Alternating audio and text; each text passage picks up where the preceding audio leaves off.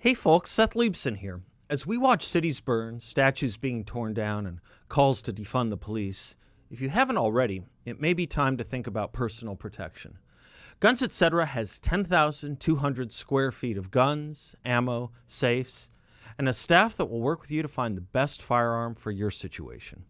So stop by their huge store in Mesa or click on gunsetc.com and have access to over $400 million in firearms and accessories. And if you like my monologues, please subscribe to 960 The Patriots YouTube channel. Welcome back and happy July 22nd, 2020. I read in the Washington Post this morning that the Democrats have proposed a new draft of their party platform for this election year. The draft does not seem to be generally available for viewership or reading, which is odd. It likely will be in the next day or so, I would guess. But the Washington Post, which did not provide a link to it, writes, quote, "The draft recognizes in broad strokes the shift the party has undergone since 2016, with far more emphasis on such issues as climate change and police brutality, and a new proposal for a national commission to study slavery reparations and the lasting effects of other forms of institutionalized racism. We must acknowledge that there can be no realization of the American dream without grappling with the lasting effects of slavery and facing up to the centuries-long campaign of violence, fear, and trauma wrought upon black Americans." Close quote. The draft reads. Okay, again, I find the lack of transparency highly interesting. Why is this not for the public? Why does only the Washington Post get to see it? Joe Biden has now given 3 major policy speeches on the economy over the past week and a half. Not 2 are for supporters or fundraising, but for the press, the media. Each time he walked off the stage while questions were being asked or shouted at him, he took none. So it's getting more and more difficult to measure the mind and capacity of Mr. Biden and the Democrats, and it's getting more and more difficult to measure the distinctions Mr. Biden truly wants to portray, even as he criticizes Donald Trump for inaction, lack of action, and bad actions on all sorts of policy issues. Joe Concha from the Hill newspaper got it right when he said this morning, "It appears that safe spaces used to be just for college students. Now they're in vogue for presidential candidates as well, if your candidate is Joe Biden. The media has no problem criticizing or condemning Donald Trump for what he does say in plentiful responses to press and media questions. But the press has no problem seemingly with Joe Biden never giving any responses to any press. I suppose if we want to know what the Democratic Party stands for today, we go to what they said when they came out of the box exactly a year ago in their first primary debate. Bret Stephens wrote a column summarizing that debate, promising access to health insurance for north of 11 million undocumented immigrants at a time when there's a migration crisis at the southern border. They all supported that. Other items they all supported, in other words, about which there wouldn't be much debate in the party, calling for the decriminalization of border crossings while opposing a wall, eliminating private health insurance, an industry that employs more than 500,000 people and insures 150 million people. That was supported by at least 2 people on Joe Biden's shortlist for vice president, and also Bernie Sanders. Bernie Sanders, by the way, according to the Washington Post story this morning, was part of the committee that put this draft platform together, just as he created a unity task force with Joe Biden earlier this month and proclaimed that Joe Biden would be the most progressive candidate for president since FDR. By the way, that task force promised to eliminate all fossil fuel energy here in America by 2035. But back for a moment to the primary debates. The Democrats called for universal child care, Medicare for all, student debt cancellation, and various forms of free college. Now, according to the Washington Post, the Democratic Party also wants to emphasize transgender rights, and it says, quote, "We must acknowledge that there can be no realization of the American dream without grappling with the lasting effects of slavery and facing up to the centuries-long campaign of violence, fear, and trauma wrought upon black Americans," as I mentioned. I'll return to that in a moment, but let us make no mistake about the direction the Democrats want to take this country. They abjure the label that they are a left-wing party, but yet they speak again, or Joe Biden, I should say, speaks again of transforming this country. And as even the Washington Post says, they have made a dramatic shift since 2016 when we thought they were already leftward. But an avowed socialist, Bernie Sanders, appears to be in charge of the policy drafting, And Alexandria Ocasio-Cortez is running his Climate Change Advisory Committee, Biden's. What else can we expect from this new Democratic Party? I'm put in mind of a list Dennis Prager put together a while ago on institutions the left attacks: religion, mainstream Catholicism, Protestantism, Judaism.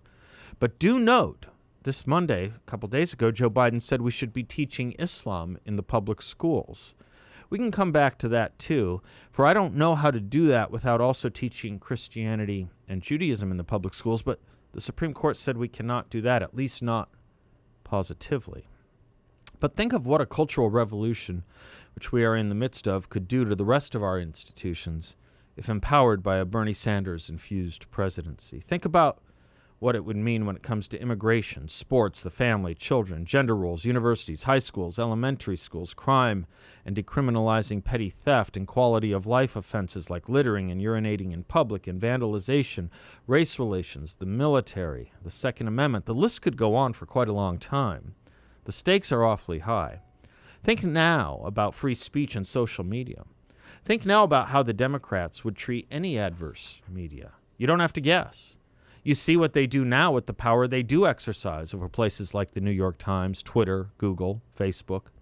In short, I worry about a new tyranny in America that puts nothing less than freedom in the gallows, particularly freedom to think or speak. We've been told ad nauseum that Donald Trump has waged a war on the media. You know that's just untrue. It's a lie. The liberal and left media has never been more vocal and ubiquitous. Never.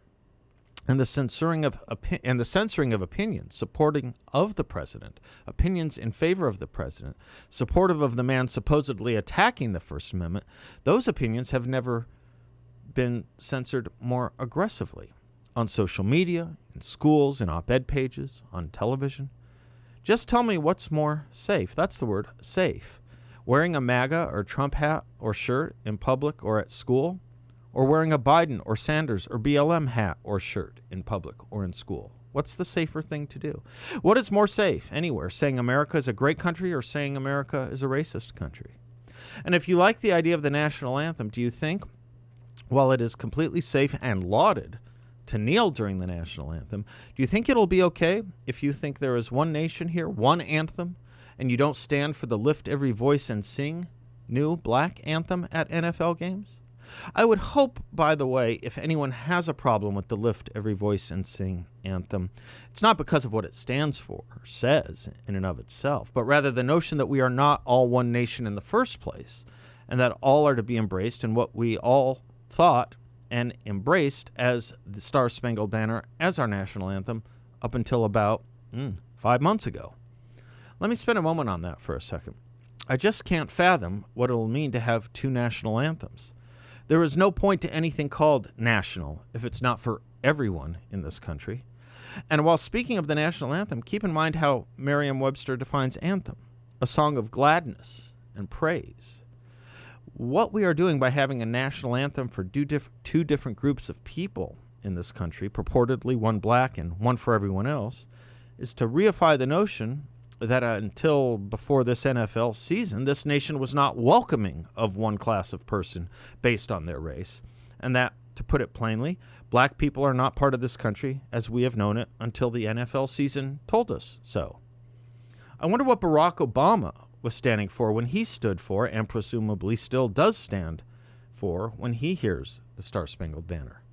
And I wonder, too, what every other ethnic group must think about their role in America when only one race gets their own special ancillary national anthem. The national anthem was made so by federal law in the 1930s. The following decade, so long as we're talking racial grievance, well over 100,000 Americans were put in internment camps solely because of their race. They were Japanese Americans. They were put there by the great progressive Bernie Sanders today brags about. Franklin Delano Roosevelt. It was a great crime. I understand the scale, to be sure, and the numbers there were not the numbers of slavery, but it was far more contemporaneous to us. And yet there are no calls for a Japanese or Asian American anthem, or for that matter, a Jewish anthem. Why? Not because every group cannot promote the concerns of prejudices or grievances against them, but precisely because we know these blots and marks on our history were departures from our values. Departures, not mainstays, not essences. For quite obviously, I would have thought if slavery or internment or anti-Semitism were not departures from our values and grave errors, seen as errors by all of society, there would not be laws forbidding them, much less constitutional amendments ensuring they could not and should not be repeated. Let me put it this way.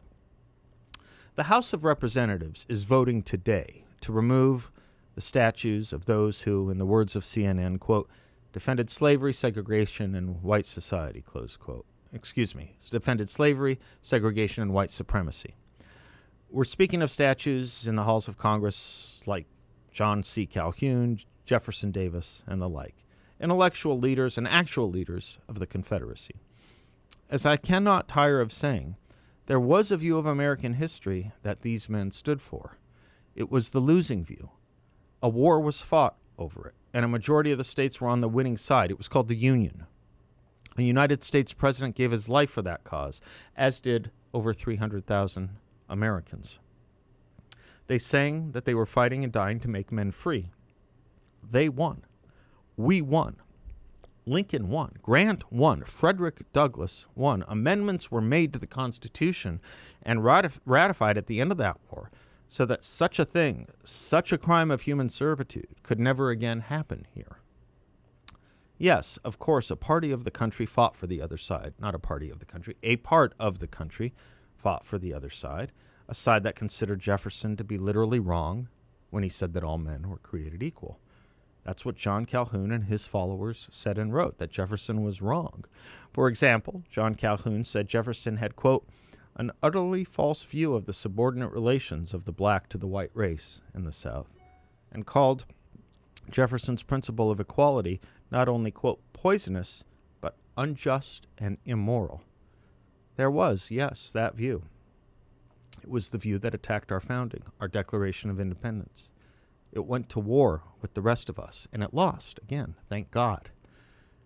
And we thought our Declaration of Independence vindicated after we won, as Frederick Douglass thought it vindicated, as Martin Luther King Jr. thought it vindicated, and looked to it to further concretize its ideals to end the badges of slavery found in segregation left over in America. What else, after all, could he or John Lewis or C.T. Vivian or any of the civil rights movement look to if not our Declaration and founding and history? Well, I'll tell you one thing they could not look to. Any year prior to 1776. Excuse me. And certainly not any year that made slavery more important than liberty and equality as our founding date did. I just think it's important to know there could have been no justifications for slavery if its greatest proponents, intellectual and military and otherwise, did not think they had to attack the Declaration of Independence as poisonous and a great lie, their words, the words of Calhoun and his followers. It's too bad, an irony of history in its worst sense, that those proclaiming two national anthems today, and recrudescently and by extension 2 different countries again, what else could 2 different national anthems otherwise imply or mean? It's just too bad, and worse, that their intellectual and historical alliance and reliance is with and on those who promoted, using all the arguments and reasoning they used, the legitimacy of the Confederacy, the very arguments and reasoning of those whose statues they are voting on removing today. Ignorance. That's what explains it. It's the antonym to reason. Reinhold Niebuhr writes in his book, The Irony of American History, there are elements in current history so obviously ironic that they must be patent to any observer who fulfills the conditions required for the detection of irony. The condition required is reason, but we live in an age of unreason. What a backtrack. What a regression. I'm Seth Leibson. We'll be right back.